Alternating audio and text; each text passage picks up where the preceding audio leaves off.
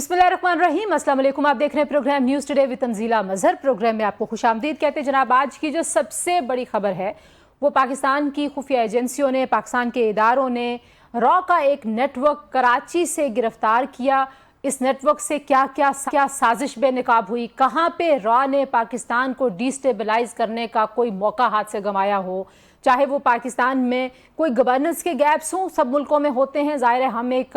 तरक्की पजीर मुल्क हैं, तो रॉ बलूचिस्तान से लेके खैबर पख्तूनख्वा की वादियों से लेके पंजाब के शहरों तक हर जगह आपको नज़र आता है। उनके हैंडलर्स यहाँ पे एजेंट्स को भर्ती करते हैं, उनको मुआवजा देते हैं और दहशतगर्द कार्रवाइयों में उनको इस्तेमाल करते हैं। तो जनाब 18 मई 2025 को बदीन की तहसील मातली में एक कत्ल हुआ था, एक समाजी और सियासी शख्सियत का। 45 साल के ये शख्स थे जिनके कत्ल के इल्ज़ाम में 4 अफराद को गिरफ्तार किया गया पुलिस की जानिब से, और उस तफ्तीश के दौरान पता चला कि उनका ताल्लुक भारतीय खुफिया एजेंसी रॉ से है। और फिर ये भी पता चला कि ये जो कत्ल था इसकी मंसूबाबंदी भी रॉ के एक हैंडलर जिसका नाम संजय संजीव था, और वो उसका जो उर्फ था वो फौजी था, उसने की। कहाँ पे ये प्लानिंग की गई? खलीजी मुल्क में वो मौजूद थे और उसने शेखुपुरा के रिहायशी सलमान विर्क को हायर किया संजय संजीव ने। और फिर जो सलमान विर्क हैं उन्होंने मोहम्मद उमैर विर्क नामी शहरी से रब्ता किया और फिर पूरी वारदात जो है वो उनकी कमांड में ये अमल में लाई गई। अब उमैर ने शकील, सजाद और उबैद नामी शहरियों के ज़रिए रकम तकसीम की और एक जो टारगेट किलिंग का गैंग है वो उन्होंने बना लिया। और ये जितने भी गिरफ्तार हैं मुल्ज़मान, ये संजय संजीव कुमार उर्फ फौजी से मुसलसल राब्ते में थे। इनके मोबाइल फ़ोन से बहुत सारा डाटा हमारी सिक्योरिटी एजेंसियों ने, सीटीडी ने हासिल कर लिया है और इस वारदात में ख़तीर रकम का इस्तेमाल किया गया। और जो इसमें जो हैं सलमान, वो फ़रार होकर जा चुके हैं, नेपाल गए हैं। आपको मालूम है कि नेपाल और इंडिया का जो बॉर्डर है वो आप पैदल क्रॉस कर सकते हैं, जुड़ा हुआ है, तो हो सकता है वो अपने जो हैंडलर्स हैं उनके पास पहुंच भी चुके हों। तो अब काफ़ी सारी और गिरफ्तारियों की बात भी हो रही है, तफ्तीश हो रही है। और ये पहला वाक़या नहीं है कि रॉ के इस तरह के नेटवर्क्स पकड़े गए हैं। हमने देखा कि इससे पहले भी कई ऐसे नेटवर्क्स जो हैं वो पकड़े जाते हैं। रोज़ाना जो इंटेलिजेंस बेस्ड ऑपरेशंस हैं वो सैकड़ों की तादाद में पाकिस्तान में हो रहे हैं। दूसरा जो मामला है वो भी आपके साथ शेयर कर दें जनाब। फील्ड मार्शल सैयद आसिम मुनीर साहब ने बलूचिस्तान के इलाके तुर्बत का दौरा किया और वहाँ पर भी उनको फित्ततुल हिंदुस्तान, जिसको रॉ बराह रास्त फंड करता है, स्पॉन्सर करता है भारत, उनकी जो कार्रवाइयाँ हैं और उनके एजेंट्स के खिलाफ जो कार्रवाइयाँ की जा रही हैं उनके हवाले से उनको ब्रीफ किया गया। और वहाँ पर उन्होंने गवर्नेंस की बात भी की है कि बलूचिस्तान में जिस महरूमी के एहसास को बुनियाद बना के लोगों की जहन साजी की जाती है और उनको इस्तेमाल किया जाता है, उस महरूमी को ख़त्म करने के लिए सिविल इदारे, फ़ौजी इदारे मिल के कैसे काम कर सकते हैं उस पर भी गौर खोज हुआ। और जब गवर्नेंस की बात हो रही है तो प्रोग्राम के पहले हिस्से में तो हम खैर बात करेंगे रॉ की इस इन्वॉल्वमेंट की। ये ब्लेटेंट पाकिस्तान की सॉवरेनिटी के खिलाफ एक साजिश है जो बार बार रॉ की जानिब से की जाती है। दूसरा जो मामला है जिस पे हमने प्रोग्राम के दूसरे हिस्से में बात करनी है वो भी गवर्नेंस का इशू है। एक बड़ा बहरान जो तर्ज हुक्मरानी से लेके फैसला साजी से लेके प्लानिंग तक आपको नज़र आता है, वो पाकिस्तान का दिल जो शहर है कराची, उस कराची के मसाइल और उस कराची के मसाइल का हल किसके पास, उस हवाले से हम बात करेंगे। प्रोग्राम के पहले हिस्से में मेरे साथ मौजूद हैं ब्रिगेडियर रिटायर्ड हारिस नवाज साहब, दफाई तजज़ियाकार, कुछ अर्सा निगरान सेटअप में वज़ीर दाखिला भी रहे हैं। डॉक्टर फारूक सत्तार साहब जो हैं वो रहनुमा हैं एमक्यूएम पाकिस्तान के मरकज़ी रहनुमा, वो प्रोग्राम के दूसरे से हमारे साथ मौजूद होंगे। ब्रिगेडियर साहब, बहुत शुक्रिया, आपने वक्त दिया। एक के बाद दूसरा और दूसरे के बाद तीसरा वाक़या जो है वो पाकिस्तान में होता है और उसकी सारी कड़ियाँ जाके रॉ से मिलती हैं। हारिस नवाज साहब, क्या आप समझते हैं कि अब ये जो इतनी फ्रस्ट्रेशन है भारत के अंदर के वो किसी भी हद तक जाने के लिए तैयार हैं, यहाँ पे सियासी और समाजी शख्सियात के कत्ल तक वो मुलविस हैं, जैसे पूरी दुनिया में वो बदनाम हैं कि वहाँ भी जाके वो कभी सिख रहनुमाओं को कत्ल करते हैं। कनाडा, ऑस्ट्रेलिया, कौन सी जगह है जहाँ पे उनको बदनामी नहीं मिली? क्या करना चाहिए पाकिस्तान को? देखें तंजीला, बात यह है कि मुझे बड़ी इस तरह याद है ये जब इंसिडेंट हुआ और ये अब्दुल रहमान को आई थिंक निज़ामानी नाम था शायद, जी निज़ाम निज़ामानी, और ये नाम ये दिया गया कि ये लश्कर तैयबा का है या किसी और के, जबकि वी न्यू कि ये बहुत ही ईमानदार शरीफ इंसान और ये बिल्कुल समाजी कारकुन थे, कोई इनमें बुराई नहीं थी। لیکن انڈیا نے آپ نے دیکھا اپنے گودی میڈیا پہ کس طریقے سے اس کو کور کیا، شو کیا جی بہت بڑا ہم نے یہ ایک بڑا ٹیررسٹ کو مار دیا، وہ شو کیا، ہم نے بڑا کلیریفائی کیا کہ یہ بڑا سماجی کارکن شریف النفس انسان تھے جن کو مار دیا گیا ہے۔ اور یہ انڈیا کی روایت ہے، کیونکہ اس وقت انڈیا کو اتنی مار پڑ چکی تھی کہ دنیا کے ٹینشن ڈائیورٹ کرنے کے لیے انہوں نے ایک اور نیا یہ پراکسیز کا کام شروع کیا۔ جی اور اس کے بعد یہ آپ کے سامنے کینیڈا میں انہوں نے کیا کیا، امریکہ میں کیا کیا، پاکستان میں ہمارے 20 لوگ شہید کیے جو کشمیر کاز کو سپورٹ کرتے تھے، یہ منسٹر نے خود کہا۔ اس کے بعد یہ یو کے میں دیکھ لیں، آسٹریلیا میں دیکھیں، یہ India is no known terrorist global terrorist ملک ہے۔ اور جس طریقے سے پاکستان کے فیلڈ مارشل زید عاصم منیر نے میرے خیال میں اپنا نقطہ نظر بہت واضح صاف نے لاٹ آف پروفیشنلٹی اسٹیٹ ڈپارٹمنٹ کو کنونس کیا، اور انہوں نے بی ایل اے کو اور مجید بریگیڈ کو ٹیررسٹ آرگنائزیشن ڈکلیئر کر دیا، جس سے ان کے اکاؤنٹ منجمد ہو جائیں گے، ان پہ نظر رکھی جائے گی، ٹریولنگ پابندی ہوگی، جو ان کو سپورٹ کرے گا۔ تو اب ان کے اوپر یہ بڑا مشکل ہوگا سپورٹ کرنا، لیکن میرے خیال میں ہمیں اس وقت جس طریقے سے ہمارا نقطہ نظر دنیا میں سمجھا جا رہا ہے، ہمارے فیلڈ مارشل کو دنیا بلا کے سمجھ رہی ہے اور وہ بات کو سنتے ہیں، ہمیں اس کو بالکل کلیئر بلو اپ کر کے بات کرنی چاہیے، فیکٹس اینڈ فگر کے ساتھ بتائیں کہ انڈیا کیسے پاکستان کو ڈیسٹیبلائز کرنا چاہ رہا ہے، اور ساتھ ہی ساتھ ہمیں اب اس کا منہ توڑ جواب دینے کے لیے گلبچن جادیو کو، جس کو سزائے موت ہوئی ہے، اس کی سزا کو ایگزیکیوٹ کرنا چاہیے۔ صحیح۔ اس کے باڈی بیگ کو میں انڈیا بھیجنا چاہیے تاکہ وہاں را کو پتہ چلے، انڈین پبلک کو پتہ چلے کہ کیا ہوتا ہے سزا جو جاسوس ملک پہ جاتا ہے، کہ آئندہ کوئی پاکستانی جاسوس یا ادھر سے آئے تو 10 دفعہ سوچے گا پاکستان میں آنے کے لیے، اور دنیا کو بتا دیا جائے کہ اب انڈیا چونکہ کتنی پراکسیز کتنا ہندوستان کتنا فارج کیسے انڈیا یہ یوز کر رہا ہے، یہ امریکن کو پتہ چل گیا۔ جی اچھا، آپ بھی کہہ رہے ہیں کہ ہم نے بڑا کلیئر بتایا ہے، خود امریکہ میں آپ نے دیکھا کہ اس کے حوالے سے بیانات آئے، کینیڈا سے آیا، آسٹریلیا سے آیا، تو آپ کے خیال میں بھارت بار بار ایکسپوز ہوا ہے؟ ایون ابھی پہلگام کے واقعے پہ آپ دیکھ لیں کہ ان کے نیریٹو کو کسی نے نہیں بائی کیا، سب کو لگ رہا تھا کہ کلیئرلی جھوٹ بول رہے ہیں، اور یہ پہلا کوئی فالس فلیگ آپریشن نہیں، اس سے پہلے کئی بار کر چکے ہیں۔ کیا ہونا چاہیے آپ کے خیال میں؟ زبانی کلامی مذمت جو ہے وہ ظاہر کافی نہیں ہے، India is a largest one of the largest markets of the world, یہ اپنی جگہ پہ ایک حقیقت ہے، لیکن یہ جو بدماشی ہے اس کو تو روکنے کے لیے کچھ دنیا کو کسی کہتے ہیں نا آپ کچھ ٹینجبل چیز کرتی ہوئی دنیا آپ کو دکھائی دیتی ہے آنے والے دنوں میں؟ دیکھیں بالکل، اس لیے کہ پاکستان ریجنل اسٹیبلائزر بن گیا ہے۔ آپ کے سامنے اس کو ایران نے کک آؤٹ انڈیا کو کر دیا، بنگلہ دیش سے نکل گیا ہے، پورے ساؤتھ ایشیا میں اس وقت پاکستان از ری ایمرج ایز ریجنل اسٹیبلائزر، اور ہمارے ملک کو بہت پذیرائی مل رہی ہے، ہماری مسلح افواج کی تعریف ہو رہی ہے، ہمارے فیلڈ مارشل کی اور ایئر فورس کی تعریف ہو رہی ہے۔ آئی تھنک اس کو کوئی ڈاؤٹ نہیں ہے، اس لیے اتنی اہمیت دی جا رہی ہے۔ اس موقع کو کیش کرتے ہوئے ہمیں ٹینجیبل مینز کے complete dozer proper facts and figure کے ساتھ جو ریکارڈنگ ہوئی ہے اس کی کہ خلیج ملک سے اس کی سنجے کی ہر چیز ہمیں لے کے دنیا کو بتانا چاہیے، یونائیٹڈ نیشن کو بتانا چاہیے، امریکن ہماری بات کو سمجھ رہے ہیں، ہمیں ان کو بتانا چاہیے، اس کے ساتھ اپنے او آئی سی کا ممالک کو او آئی سی کو پلیٹ فارم کو یوز کرنا چاہیے تاکہ انڈیا کو ٹوٹل ایکسپوز کریں، اور امریکنز کو اور یونائیٹڈ نیشن کو اس کو ایڈمونش کرنا چاہیے، اس کو وارننگ دینی چاہیے کہ ادروائز کا نام FATF میں لے کے جائیں، فائنینشیل ٹیررزم بھی کرتے ہیں اور گلوبل ٹیررزم بھی کر رہا ہے۔ آئی تھنک دنیا کو اس کا سارا آئی تھنک یہ FATF والا بڑا اچھا پہلو ہے، کیونکہ آپ دیکھیے کہ ڈٹائی اتنی ہے، بے شرمی اتنی ہے کہ ہمیشہ ہمیں وہاں پہ بلاک کرنے کی کوشش کرتے ہیں ہمیشہ۔ بالکل، آئی تھنک یہ اب وقت آ گیا، ہمیں سنتے بھی ہے، دنیا سن رہی ہے، جی اچھا، ہمیں اس کو لے کے اور برگیڈیئر صاحب یہ بھی بتائیں، ظاہر ہے آپ انٹیریئر منسٹر رہے صوبائی، اور آپ نے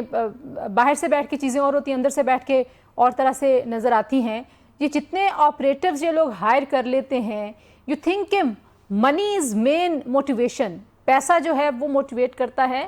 یا یہ ذہن سازی کرتے ہیں؟ کیسے لوگوں کو اس طرح سے ٹریپ کر لیتے ہیں ان ہاؤس پاکستان کے اندر؟ ظاہر ہے ایک طرف ہم انٹیلیجنس بیسڈ آپریشنز تو کر ہی رہے ہیں، لیکن روکا کیسے جائے یہ جو جس طرح سے لوگوں کو یہ انڈکٹ کرتے ہیں اس کو؟ دیکھیں ابھی بھی آپ نے چیف آفیسر صاحب بلوچستان میں گئے، وہاں یہی بتایا کہ سوشل اکنامیکل فیکٹر جی آپ وہاں پر ڈیولپمنٹ کریں، روزگار دیں لوگوں کو، وہاں پر ان کے جو محرومی ہیں ان کو دور کریں، ان کی بات کو سمجھیں، وہاں پر روڈ بنائیں، انڈسٹری بنائیں، ہاسپٹل بنائیں، ایجوکیشن بنائیں تاکہ لوگوں کو روزگار ملے۔ آپ یہ جو فوسائل ایجنسیز ہیں کامیاب اس وقت ہوتی ہیں جب غربت ہوتی ہے، لوگوں کے پاس جاب نہیں ہوتی ہیں، بچوں کے پاس پڑھے تعلیم لی ہوئی ہے لیکن ان کے پاس جاب نہیں ہے، ماں باپ بوڑھے ہیں، بہن کی شادی ہے، چھوٹے بھائی کی تعلیم ہے، نوکری میں کیا کرے گا؟ ان کو 20 25 30 40 ہزار روپے دیتے ہیں، وہ ان کے ایک دھماکہ کر دیتے ہیں۔ سو ہمیں لیکن برگیڈ صاحب آئی تھنک یہ مطلب ٹو سم ایکسٹینٹ یا ٹو لارج ایکسٹینٹ یہ بات تو اپنی جگہ پر درست ہے، لیکن آپ یہ دیکھیے کہ مہنگے ترین اداروں سے اعلیٰ ترین ڈگریاں لینے والے بھی جو ہیں وہ ان کے ہتھے چڑھ جاتے ہیں۔ تو ڈونٹ یو تھنک کہ ایک رول ہے آپ کے ایجوکیشنل سسٹم کا، آپ کی پولیٹیکل ایلیٹ کا، لیڈرشپ کا، کہ وہ بھی اور اسپیشلی جو ہمارا جو سوسائٹل ایک ڈکلائن ہے، جس طریقے سے ہم ایک اور طرح کی زندگی میں، انفرادی زندگی میں جا رہے ہیں، تو آپ کو نہیں لگتا ہے کہ یہ چیزیں بھی جن کو ایڈریس کرنے کی ضرورت ہے؟ بالکل بہت ضرورت ہے۔ دیکھیں بات یہ ہے کہ اس میں پوری سوسائٹی، ایک گورنمنٹ کانٹ ڈو الون، کسی پوری سوسائٹی کو حصہ لینا چاہیے۔ آپ کے اساتذہ کو اپنے بچوں کا پتہ ہونا چاہیے کہ اگر 4 بچے ہیں، ایک بچہ چینجز آ رہی ہیں، سوچتا رہتا ہے، انٹرنیٹ دیکھتا رہتا ہے، خاموشی سے کہیں چپ رہتا ہے، ملتا جلتا نہیں ہے، اس کی نظر رکھیں۔ اساتذہ کی ذمہ داری ہے وہاں پر لیکچر دیں، اساتذہ کو یہ چیک کریں۔ اب اگر ڈاکٹر عثمان ٹائپ لوگ ہیں جو پی ایچ ڈی بھی کرتے ہیں، سرکاری خرچ پہ ساری فیسلٹیز لیتے ہیں، بیوی ان کی سرکاری ملازم لیتی ہے، وہ بھی 17 گریڈ میں ہوتی ہے، اور وہ اس طرح کی ذہن سازی کرتے ہیں، اور وہ اس کے بعد آپ کو کوئٹہ کی کہ وہاں پہ دھماکہ کرتے ہیں، اس طرح سے پکڑے پھر تو یہ ہمیں کرنے کی ضرورت۔ وہاں کی جتنی پولیٹیکل پارٹیز ہیں ان کے تحفظات سنیں، آپ یونیورسٹی میں جا کے لیکچر دیں، ان کو بتائیں کہ کیا مراد دے رہے ہیں ہم آپ کو، پاکستان آپ کے لیے کیا کر رہے ہیں، مسلح افواج آپ کے لیے کیا کرتی ہیں، کہاں کہاں کیڈٹس کالج بنا رہے ہیں، ان کو ہم آپ کو اور پھر ان کے اپنے بعد ان اور سے ہمارے دشمنوں کے سمجھ بارے میں بھی پتہ ہونا چاہیے نا، کہ یہ جو ہم چیزوں کو تھوڑا سا انڈر پلے کرتے ہیں نا، کہ ہم نے خود ہی اپنے آپ کو ایک سیکیورٹی اسٹیٹ بنایا ہوا ہے، لائک اب تو مئی کی جنگ نے تو شاید نئی جنریشن پہ ثابت کر دیا کہ ہم نے نہیں بنایا ہوا، حالات نے اور ریجن نے ہمیں بنایا ہوا۔ لیکن ساتھ یہ بتائیں کہ وہاں پر مسلمانوں کا کیا حال ہے نیے میں، کیا وہ آپ کے کوئی دوست ہو سکتے ہیں، کیا وہ آپ کے خیر خواہ ہو سکتے ہیں؟ وہاں مسلمانوں کا کیا حال ہے؟ وہاں پر ان کی اپنے لوگ کاسٹ ہندوؤں کا کیا حال ہے؟ وہاں پر کرسچن کیسے لائف گزار رہے ہیں، سکھ کیسے گزار رہے ہیں، ایسٹرن سائڈ پر اینسٹرٹ موومنٹس کتنی چل رہی ہیں، وہ بتائیں۔ پھر کشمیریوں کا حال دیکھیں کیا کیا ہوا ہے، جو ان کی اکھنڈ بھارت کی سوچ ہے اس کو دیکھیں کہ ایک ایکسٹریمسٹ گورنمنٹ بنی ہوئی ہے، اور پاکستان میں لوگ کیسے رہ رہی ہیں، ہماری مائنورٹیز کیسے رہ رہی ہیں۔ آپ کو جو جہاں یہ چیزیں ہم ان کو لے کے چلیں، مسلح پہ دیکھیں جو کچھ چیف آف آرمی صاحب فیلڈ مارشل آصف منیر کر رہے ہیں، مسلح پر کر رہی ہیں، وہ تو کر ہی رہے ہیں، لیکن سوسائٹی کو اپنا رول ادا کرنے کی بہت ضرورت ہے، اور اس کے لیے آپ کی ٹیم۔ جی برگیڈ صاحب بہت شکریہ۔ آپ کہہ رہے ہیں کہ ظاہر ہے صرف آپریشنز جو ہیں وہ جو آئسولیشن میں ہوں گے وہ حل نہیں ہوگا، ایک سوسائٹل جو پارٹیسپیشن ہونی چاہیے۔ آپ کو اپنی سوسائٹی میں چیزوں کو مین سٹریم کرنا ہے، جہاں پہ احساس محرومی ہے اس کو ایڈریس کرنا ہے، جہاں پہ گورننس کے گیپس اور لوپس ہیں ان کو فل کرنا ہے۔ تو یہ ساری چیزیں جو ہیں ظاہر ہے اس میں میڈیا کی بھی ذمہ داری ہے، دانشوروں کی ذمہ داری ہے، سب سے زیادہ ذمہ داری جو ہے وہ سیاسی قیادت کی ہے۔ تو پروگرام میں یہاں پر شامل کریں گے ایک بریک کے بعد واپس آئیں گے جناب، تو بات کریں گے کراچی کے مسائل کی، اور کراچی کے مسائل کا حل کس کے پاس ہے اس پہ بات کریں گے۔ ڈاکٹر فاروق ستار ہمارے ساتھ موجود ہوں گے، اسٹے ٹیونڈ۔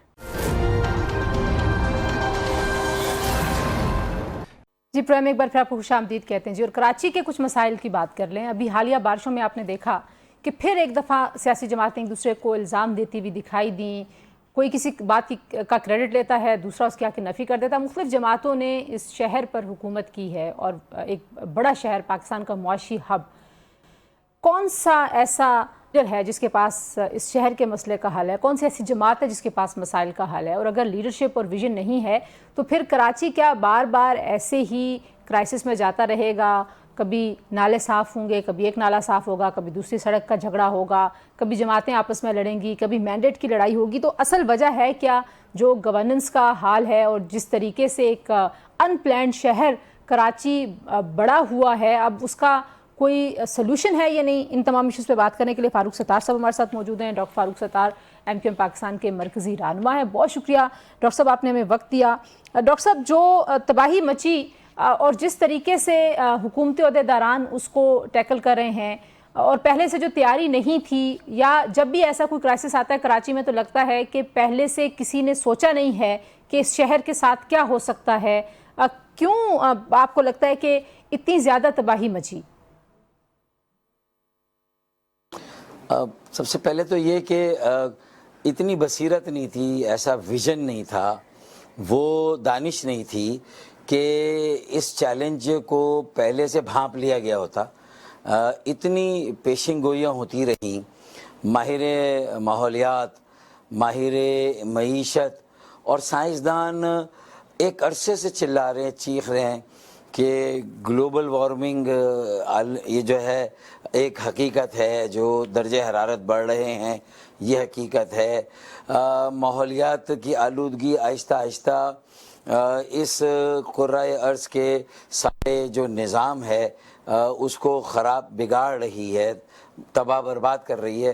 اور اس میں سب سے جو جہاں بارشیں نہیں ہوتی تھی وہاں بہت بارشیں ہوں گی، سیلاب آئیں گے، اربن فلڈنگ ہوگی، اور جہاں بہت بارشیں ہوتی تھی وہاں پہ شاید قحط بھی پڑنے لگے. تو میرے خیال میں پھر اب تو ہمارا محکمہ موسمیات، ہمارے ماہر ماحولیات نے بھی کہہ دیا تھا کہ اس سال غیر معمولی بارشیں ہوں گی.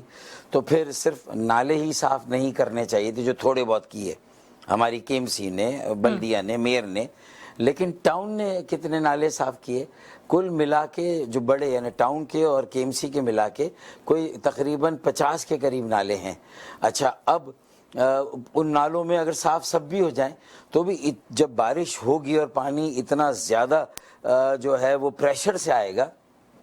تو سارے کراچی کے کچرے کو بھی اپنے ساتھ ان نالوں میں لے جائے گا نا. تو آپ کتنی صفائی کریں اگر کچرا آپ کا روزانہ نہیں اٹھ رہا؟ جی بالکل ٹھیک کہہ رہے ہیں ڈاکٹر صاحب. یہ تو اب ظاہری بات ہے، جو ایک سے دوسرا مسئلہ جڑا ہوا ہے. آپ نے کچرے کا ذکر کیا، ان پلانڈ شہر بڑا ہوا ہے، کسی نے کوئی پلاننگ نہیں کی، اربنائزیشن کو روکا نہیں جا سکا. لیکن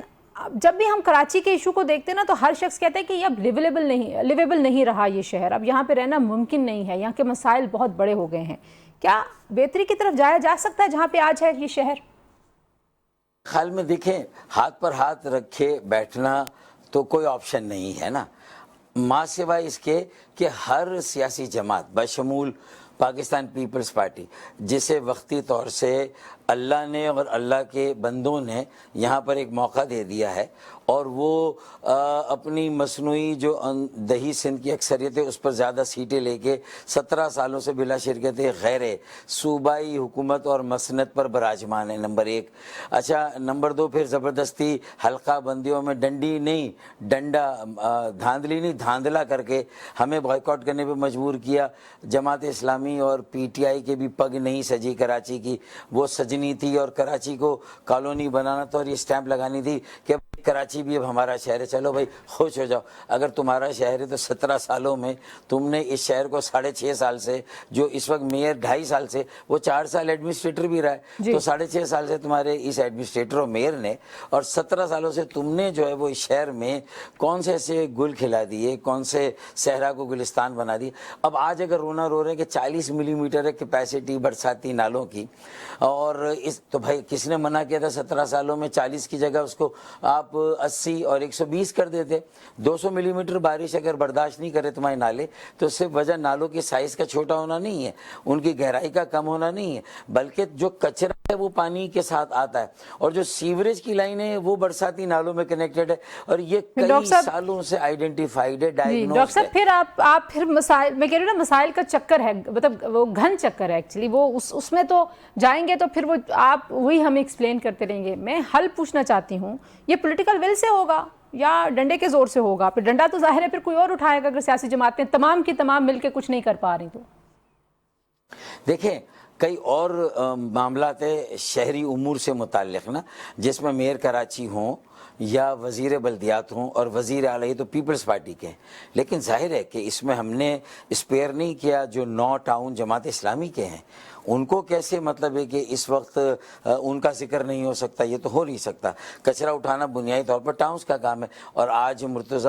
وہاب صاحب نے پریس کانفرنس کر کے بھی کہا کہ 27 ارب روپے تو اب تک 2-2.5 سالوں میں انہیں بھی مل چکے ان 9 ٹاؤنز کو، تو انہوں نے کہاں اپنی ذمہ داریوں کو جو چھوٹے نالے صاف کرنے تھے یا جو کچرا اٹھانا تھا وقت پر، اور کچرا گھروں سے جو بار تھے اور جو کچرا گاڑیاں تھیں جو ان کے سپرد تھی، وہ تو مطلب میں یہ نہیں کہہ رہا کہ میں صرف کسی کو سنگل آؤٹ کر رہا ہوں، میں تو ان جماعتوں کو جن کا تعلق شہری ذمہ داریوں سے ہے، جن کا تعلق مقامی حکومت اور بلدیاتی نظام سے، میں تو ان کی بات کر رہا ہوں۔ لیکن ڈاکٹر صاحب جو تو سب کی بات کی نا جی، لیکن ڈاکٹر صاحب جو کراچی کی بہت ساری جماعتیں انکلوڈنگ یورز سبھی کہتے ہیں، کوئی کہتا ہے کراچی ہمارا شہر ہے، یہاں ہمارے سب سے زیادہ ہمارا ووٹ بینک ہے، تو اب ٹھیک کرنے کی شروعات کی جب بات آئے گی تو پھر یہ کیسے طے ہوگا کہ یہ شروعات کس نے کرنی ہے؟ سب ایک دوسرے کی طرف دیکھتے رہیں گے؟ آپ بھی تجزیہ نگار ہیں، آپ اینکر ہیں، دیکھیں بلدیاتی انتخابات ہم نے بائیکاٹ کیے تو پیپلز پارٹی نے جس طرح وہ الیکشن جیتے وہ جیت گئے، میئر ان کا آ گیا، 9 ٹاؤن جماعت اسلامی کے آ گئے، لیکن صوبہ اسمبلی پھر قومی اسمبلی کے انتخابات میں ہم 70% ہے پورے کراچی کی نمائندگی میں، تو یہ ایک الگ ہے۔ اب میں دعویٰ کروں کہ نہیں میرا شہر ہے، میں تو نہیں کہہ رہا کہ اکیلا میرا شہر ہے، میں تو کہہ رہا ہوں کہ ساری سیاسی جماعتوں کے اشتراک عمل کے بغیر یہ ممکن ہی نہیں کہ اس شہر کے بنیادی مسائل کو ہم سب مل کر حل کر سکیں، کیونکہ ہمیں صوبے سے بھی اپنے وسائل لینے، ہمیں مرکز سے بھی اپنے وسائل لینے، اور پھر مرکز سے جو وسائل صوبوں کو ملتے ہیں، اور کوئی پروونشل فائنینس کمیشن نہیں ہے، اگر ہے بھی تو صرف نام کا ہے، آج تک کانسٹیٹیوٹ نہیں ہوا، اس نے کوئی وسائل تقسیم نہیں کیے اور اس کو کوئی آئینی بیکنگ بھی نہیں ہے، تو پھر کیوں نہ جو نیشنل فائنینس کمیشن ہے جو ہمارا آئینی ترمیمی بل ہے اس پہ ہم اتفاق رائے کریں کہ وہ اتفاق رائے ہو کہ مرکز سے براہ راست 130 شہر ہے پاکستان کے، اور سندھ میں 33 ضلع اور شہر ہیں، ان 33 ضلعوں کو مرکز سے براہ راست ان کے وسائل مل جائے، نہ ہنگ لگے نہ پھٹکری، ہم کیوں صوبوں کو زیر بار کریں، پھر صوبوں پر بھی انگلی اٹھے، صوبے بلدیات پر اٹھائیں، تو اس طرح عوام کنفیوز ہوتے ہیں نا، تو آئیں ہم لکیر کھینچتے ہیں کہ بھئی میری ذمہ داری کیا، تمہاری کیا۔ گورنر نے یہ کہا کہ آئیں یہ ساری باتوں کو بیٹھ کے سمجھاتے، اور گورنر کے اور میئر کے تعلقات پہلے سے بہت بہتر ہیں، یہ ایک خوش آئند بات ہے۔ یہ تو بات ہے، لیکن آپ نے خود NFC کا ذکر کر دیا، اور آپ کہہ رہے ہیں کہ براہ راست پھر شہروں کو جانی چاہیے، کیونکہ جس صوبائی خود مختاری کی جنگ تھی وہ جو ٹرکل ڈاؤن ایفیکٹ ہونا چاہیے تھا، جو گراس روٹ لیول پہ جانا تھا، مقامی سطح پہ جو فنڈز جانے تھے اور ترقی، وہ تو نظر نہیں آ رہی نا، یہ تو آپ بھی میرے خیال میں یہ سجیسٹ کر رہے ہیں۔ اب وفاق جو ہے وہ غور کر رہا ہے کہ NFC میں یہ جو شیئرنگ ہے اس کے فارمولے کو اثر نو اس پر غور کیا جائے، تو آپ کیا سمجھتے ہیں کہ یہ ہونا چاہیے؟ ڈو یو تھنک کہ وفاق ٹھیک سے سوچ رہا ہے اس حوالے سے؟ دیکھیں اگر یہ نیگوشیٹ اب ہو رہا ہے تو آرٹیکل 160 کا غالباً کلاس 2 ہے، اس کا سب کلاس ڈی ہے، اس میں یہ گنجائش ہے کہ صدر کوئی بھی ایک ایسا ایجنڈا ان چاروں وزرائے خزانہ اور وفاقی وزیر خزانہ اور جو 4 ٹیکنوکریٹ اس میں ہوں گے ان کو دے دیں کہ بھئی جو روایتی وسائل کی تقسیم ہے کہ 84-85% آبادی پر صوبوں کے درمیان تقسیم ہوگا، پھر کچھ ان کے رقبے پر، کچھ ان کی پسماندگی پر، اور کچھ ریونیو جنریشن پر 5% یہ شروع ہوا ہے کہ جس صوبے سے زیادہ ریونیو آئے اسے تھوڑا سا اس کو، تو یہ ساری چیزوں کو بنیاد بنا کے اگر صوبوں کی پاپولیشن لی جاتی تو صوبوں کی پاپولیشن تو ان کے ضلعوں کی آبادی کے مرہون منت ہے نا، تو وہ نیشنل فائنینس کمیشن ہی خود ایک ایسا فارمولہ دے دیں جس میں ان بلڈ اور وہاں سے ڈائریکٹ شہروں کو مل جائے، اور مرکز کے پاس چونکہ وسائل کی کمی ہے، 700 ارب روپے بے نظیر انکم سپورٹ پروگرام کے بھی جو ہے وہ مرکز دے، اور اس کے مقابلے میں ڈیولپ PSDP 900 ارب کا، تو یعنی صرف 200 ارب کے، یعنی 900 ارب کا PSDP 700 ارب جس میں آپ لوگوں کو محتاج بنا رہے ہیں، صرف ان کو 10,000 15,000 مہینے کے یا 5,000 ملتے ہیں، اور وہ صرف ان کو مل رہے ہیں، اور اس پر آپ اپنا ووٹ بینک بنا کر ان سے ووٹ لیتے ہیں، یہ تو آپ اپنی قوم کو تباہ برباد کر رہے ہیں، ان کو امپاور نہیں کر رہے، بااختیار نہیں بنا رہے، اپنے پیروں پہ نہیں کھڑا کر رہے، تو اس پروگرام کو بھی کہ بے نظیر انکم جنریشن پروگرام ہو، اسی طریقے سے بے نظیر انرجی جنریشن انوویشن پروگرام اس میں سے نکلنا چاہیے. تو مرکز کو بھی وسائل ملنے چاہیے, اور مرکز جو وسائل لیں اس میں سے ایک بڑا حصہ بلدیات کو دیں, شہروں کو دیں, مقامی حکومت 130 اضلاع کو دیں جو پاکستان میں. یہ ہے مسائل کا حل. اور اس پر گورنر صاحب نے یہ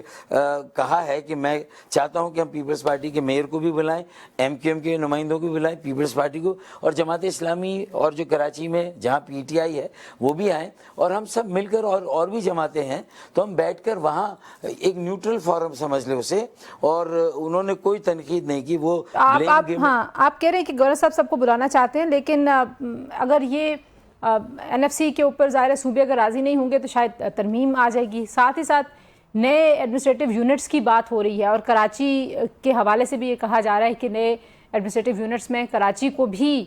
تقسیم کیا جانا چاہیے. کچھ لوگ یہ رائے دیتے ہیں. آپ کو پتہ یہ پرانی بحث ہے اور اس کے اوپر ظاہر ہے ایک بڑی پولیٹیکل ہارڈ لائن ہے. کیا MQM کی رائے ہوگی, اور آپ کی اپنی ذاتی رائے کیا ہے اس معاملے پر؟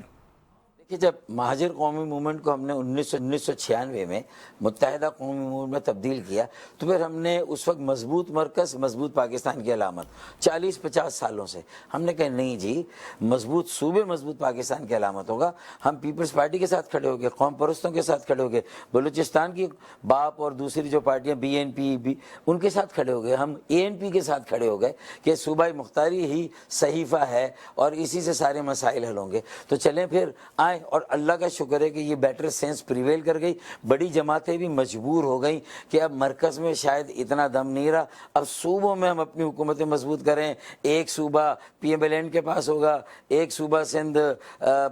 جو ہے وہ پیپلز پارٹی کے پاس, باقی قوم پرستوں کے پاس بلوچستان کا صوبہ, اور ANP کے پاس شاید KP کے ہوگا. تو انہوں نے آپس میں طے کر لیا. دیر آئی درست آئے, لیکن وہ ایک منطقی سفر تھا کہ یہاں نہیں بات رکنی تھی. یہ کمٹمنٹ تھا پوری 26 رکنی کل جماعتی کمیٹی بائی کیمرل سینٹ اور قومی اسمبلی پارلیمان کی, کہ بھائی یہ آگے جائے گا اور بلدیات کو اختیارات دی جائیں گے. الٹا یہ ہوا کہ مشرف صاحب کا جب 10 سال کا وہ دور ختم ہوا اور جب بظاہر تو جمہوریت بحال ہو گئی, لیکن جو مقامی سطح پر جمہوریت تھی وہ ختم کر دی گئی. 10 سال کا جو وہ تھا وہ سارے وہ بلدیاتی قانون مشرف کے زمانے کا وہ چینج کر دیا گیا, اور سارے اختیارات جو نیچے دیے گئے تھے, تو مرکز سے بھی اختیارات 18ویں ترمیم میں گئے, NFC میں وسائل گئے, اور پھر ایک جو بلدیاتی قوانین چاروں صوبوں میں وضع ہوئے وہ اس طرح ہوئے کہ انہوں نے بلدیاتی اختیارات اور وسائل واپس لی. صوبے انتظامی طور پر بد انتظامی کا شکار ہو گئے, انویلڈی انمینیجیبل ہو گئے. تو ظاہر ہے کہ اب آپ دیکھ لیں 2010 سے جو یہ صوبائی خود مختاری 15 سال میں آج کہاں پر کھڑا ہے پاکستان. اس کی معیشت کو ایک چاند بھی نہیں لگا, 4 چاند لگنا تو دور. جی, یہ جو آپ کہہ رہے ہیں نا کہاں کھڑا ہے پاکستان, میں آپ سے بریک کے بعد یہی جاننا چاہوں گی کہ ملک میں اس وقت گرینڈ ڈائیلاگ کی بات ہو رہی ہے, ملک میں اس وقت اصلاحاتی ایجنڈے پہ تمام سیاسی جماعتوں کے مل بیٹھنے کی باتیں بھی ہو رہی ہیں, لیکن ایسا لگتا ہے کہ سب کا جو کعبہ ہے نا, وہ سب کی جو سمت ہے وہ ایک وقت میں اس طرف نہیں ہو پا رہی. تو کیسے یہ کیا جا سکتا ہے؟ بریک لیتے ہیں جی, بریک بعد واپس آ کے ڈاکٹر فاروق ستار سے سوال پوچھیں گے. ہمارے ساتھ رہیے.